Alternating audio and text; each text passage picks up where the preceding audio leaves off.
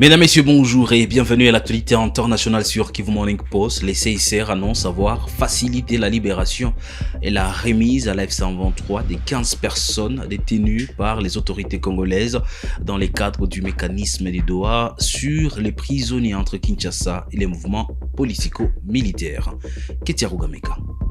15 personnes qui étaient emprisonnées par les autorités congolaises accusées d'appartenir à l'F-123 ont été libérées. L'annonce a été faite par le Comité international de la Croix-Rouge qui affirme avoir facilité du 6 au 7 août 2026 le transport de 15 personnes libérées par les autorités congolaises et remises à l'Alliance Fleuve Congo Mouvement du 23 mars. Cette opération s'inscrit dans le cadre de l'accord de Doha signé par le parti en septembre 2025. Un protocole de libération des prisonniers avait été signé entre Kinshasa et l'F-123 à Montreux. Les 15 personnes concernées, toutes d'accord de participer à cette opération, ont quitté Beni dans le Nord Kivu par convoi dans la soirée du 6 août. Le 7 août matin, après avoir transité par l'Ouganda, qui avait accepté de faciliter ce passage sur son territoire, le convoi a rejoint le territoire de Rutshuru, dans les Sud Kivu de la province, où deux personnes libérées ont été remises à l'AFC-M23, a déclaré le CICR dans un communiqué. En coordination avec les autorités sanitaires compétentes, l'opération a été menée dans le strict respect des mesures de prévention contre la maladie à virus Ebola. Une ambulance de la Croix-Rouge de l'Ouganda était notamment à disposition pour faire face à toute urgence médicale, peut-on lire dans le communiqué. Nous espérons que cette opération contribuera à apaiser des familles longtemps séparées de leurs proches et ouvrira la voie à d'autres libérations comme convenu par le parti dans le cadre de différentes négociations afin d'apporter un peu d'espoir aux populations touchées par le conflit armé, explique Stéphanie Heller, chef des opérations du CICR à Kinshasa. En mai 2025, plus de 1200 militaires de FARDC et policiers de la PNC avaient été libérés par l'AFC-M23 et accompagnés par la CICR à travers une série de convois reliant Goma à Kinshasa. Le 18 avril 2026, le délégué du gouvernement de Kinshasa et de l'AFC-M23 s'était mis d'accord sur un processus de libération. Sur son compte X, Benjamin Bonipa, secrétaire permanent de l'AFC-M23, avait annoncé la libération de 311 prisonniers AFC-M23 et des 166 prisonniers du côté de Kinshasa dans un délai de 10 jours. Un accord qui peine toutefois à avancer depuis sa signature. Le gouvernement de la RDC et l'Agence de développement de l'Union africaine, nouveau partenariat pour le développement de l'Afrique, ont signé un accord pour établir un bureau pays de l'agence à Kinshasa. La cérémonie s'est déroulée à la Cité de l'Union africaine sous la supervision du président Félix-Antoine Tshisekedi. L'hymne de l'Union africaine entonné, suivi par l'exécution du debout congolais, la cérémonie de séjour avait tous les caractères solennels pour célébrer l'ouverture prochaine à Kinshasa du bureau pays de l'Agence de développement de l'Union africaine, nouveau partenariat pour le développement de l'Afrique, AUDA-NEPAD en sigle, en présence du président de la République, chef de l'État, de la première ministre Judith Suminwa et des représentants d'institutions financières intercontinentales, le ministre du Commerce extérieur Julien Paluku et la secrétaire exécutive de l'Agence de développement de l'Union africaine, Dr Negros Bekele Thomas, ont signé cet important accord qui permet à la RD Congo d'abriter un bureau de représentation de cette agence appelée à servir d'interface entre la RD Congo et l'AUDA-NEPAD pour l'identification, l'intégration et les financements de grands projets. C'est l'équivalent, si je peux dire, de ce que vous attendez souvent le PNUD pour les Nations Unies. Maintenant, c'est notre organe qui a en charge l'exécution de l'agenda 2063. En fait, l'OIA, qui est l'Organisation de l'Unité africaine, a été créée en 1963. Et donc, en 2063, cette Organisation de l'Unité africaine aura 100 ans.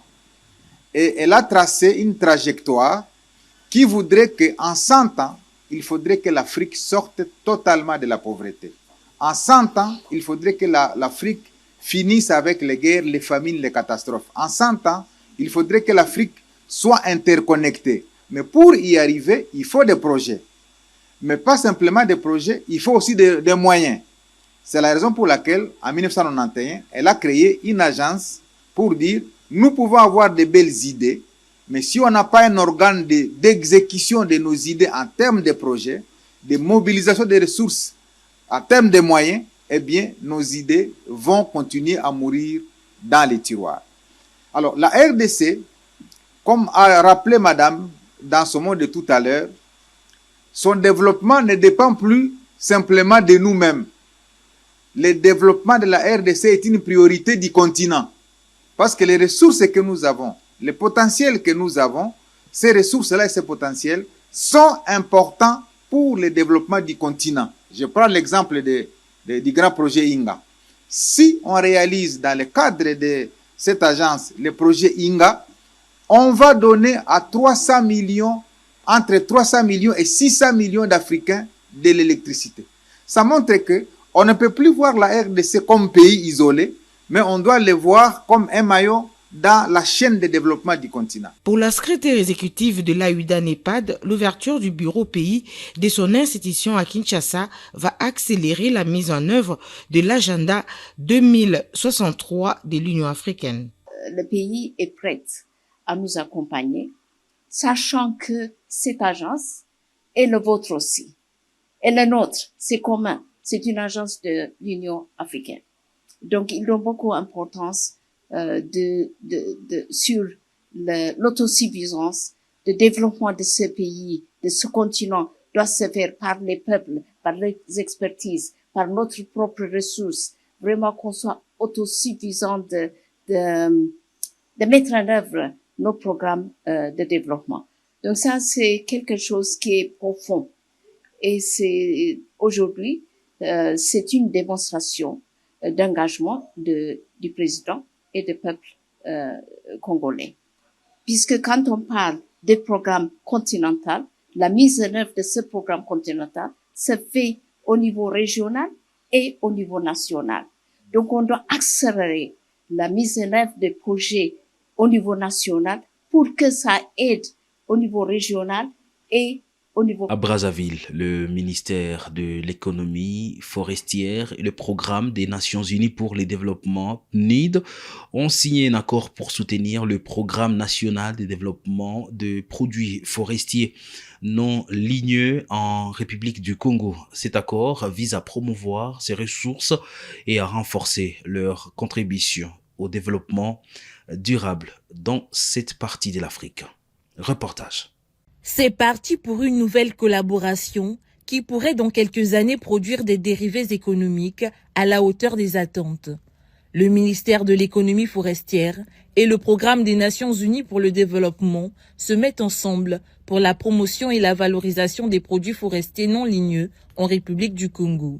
Un protocole d'accord relatif à l'exécution de ce programme a été signé par les parties concernées à Pointe-Noire, dans la capitale économique du Congo. Pour la ministre Rosalie Matondo, ce nouveau partenariat sert de levier à la transformation économique en misant sur les emplois et la création d'un marché forestier plus équilibré. Cette signature aujourd'hui constitue pour nous une étape importante dans la consolidation de notre volonté politique de promouvoir une économie plus verte, plus résiliente, plus inclusive et surtout davantage créatrice d'emplois et de richesses au bénéfice de nos populations. Mesdames et messieurs, au cours de ces dernières années, notre continent a été confronté à plusieurs chocs exogènes d'une ampleur notable, notamment la volatilité des cours des matières premières et la pandémie de Covid-19, qui ont mis en lumière les vulnérabilités de nos économies, fortement dépendante d'un nombre limité de ressources naturelles. Le programme national de développement des produits forestiers non ligneux bénéficie du soutien multiforme de nombreux partenaires. Tous ont été appelés à plus d'engagement pour la réussite de toutes les étapes inscrites noir sur blanc. Nous voulons donc passer d'une économie de collecte et de subsistance à une véritable économie circulaire des produits forestiers non ligneux fondée sur la production durable, la transformation locale, la valorisation des sous-produits, l'innovation, le conditionnement, la certification et surtout la commercialisation pour sortir les mêmes populations de la pauvreté. La signature de ce programme est l'aboutissement d'un travail de recherche mené depuis 2 ans par le gouvernement et le PNUD. L'institution onusienne se satisfait surtout de la clarté avec laquelle les choses se sont faites, avant de rassurer sur sa volonté de jouer pleinement son rôle. La signature qui nous réunit ici aujourd'hui, pour nous, est bien plus qu'un acte administratif.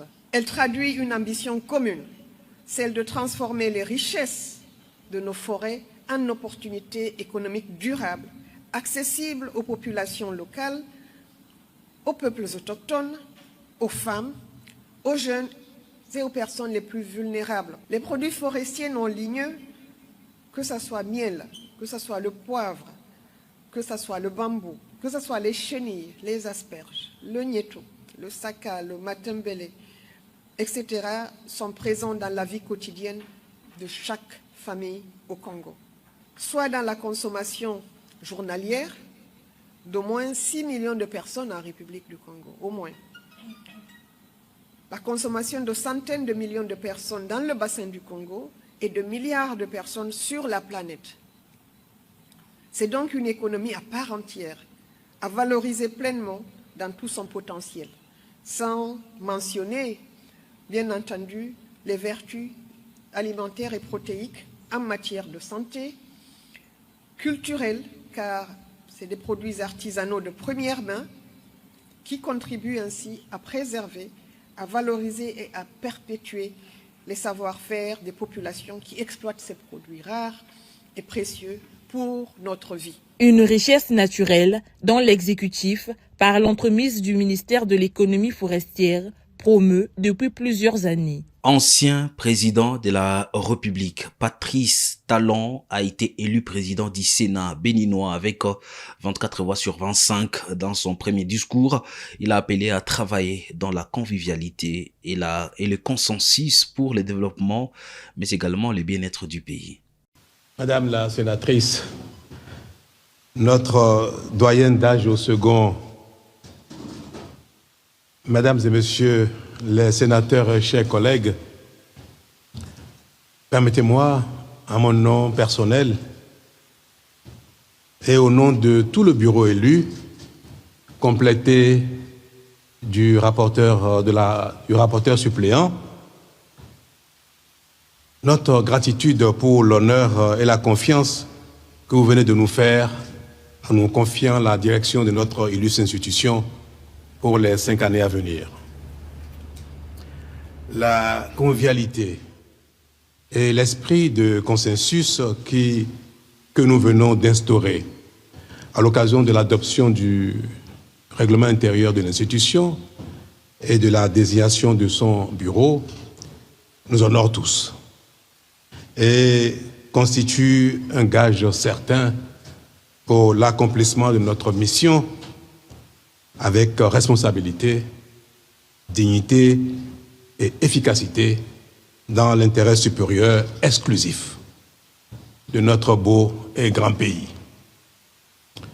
Que Dieu et les bandes de nos ancêtres nous accompagnent et nous élèvent à la hauteur des idéaux et des attentes de notre nation.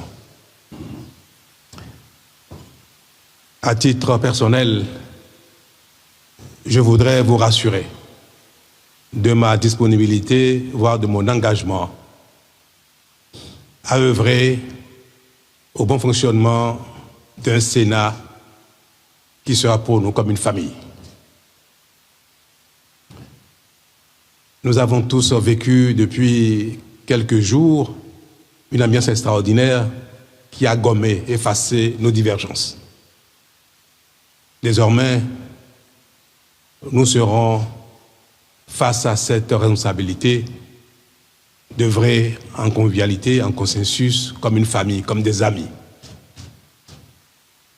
pour le développement, le bien-être de notre pays, notamment pour le renforcement de l'unité nationale,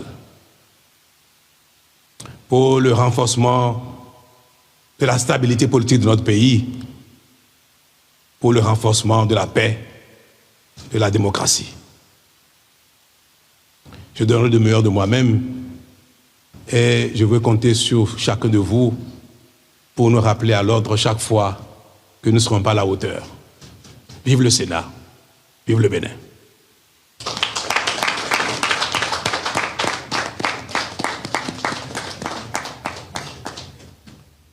Merci beaucoup. Voilà, c'est la fin de l'actualité internationale. Mesdames, Messieurs, merci à vous de l'avoir suivi.